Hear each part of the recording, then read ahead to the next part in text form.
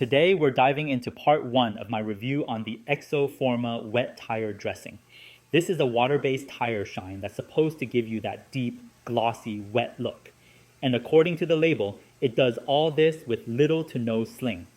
Plus, it claims to have UV inhibitors to help prevent dry rot, fading, and discoloration. But here's the thing, some of the Amazon reviews are all over the place. And I've got a strong feeling it has to do with how people are applying it, because the instructions can be a bit misleading. We'll get into that part later.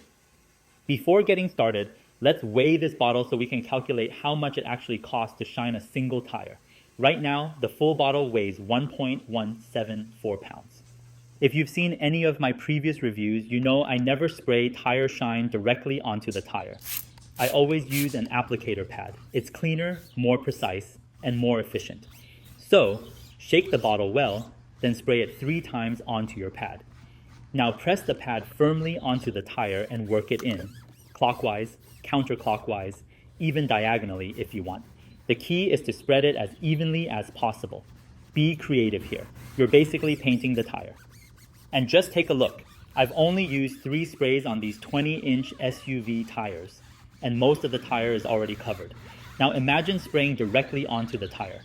How many sprays would you need to cover it? I watched a video where someone used over 30 sprays on low-profile Corvette tires. That's way too much, and you'll see why in the sling test later on. I'm going to add 3 more sprays because this formula is thick. On the upside, it's more concentrated and doesn't drip, which is great. But that thickness also makes it harder to work into tires that have fine grooves and raised lettering. The product just gets stuck, and that's where streaking, and potentially sling, can happen. At this point, all I can do is keep working it in and hope the foam pad pulls some of that excess product out. Once I've done the top part, I roll the car forward a bit so I can hit the part the applicator couldn't reach. Let's add 3 final sprays. This gives me a nice, consistent coat around the full tire. And here's why that matters. Because water-based tire shines are mostly water, and when that evaporates, you need to make sure there's still enough of the good stuff left to produce shine and water resistance. Let's weigh the bottle again. It's now 1.154 pounds. So I've used 0.02 pounds of product in total.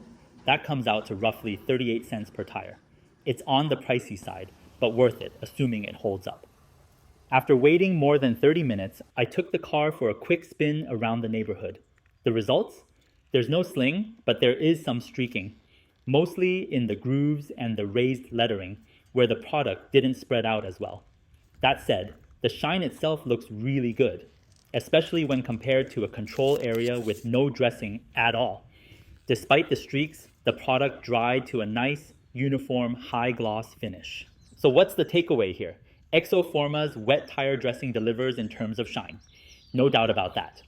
But the thicker formula can be tricky to work with. I've seen similar issues with tire shine gels. I honestly think if the brand gave better dosing instructions, maybe even recommended using a fine brush applicator instead of foam, people would have a much better experience.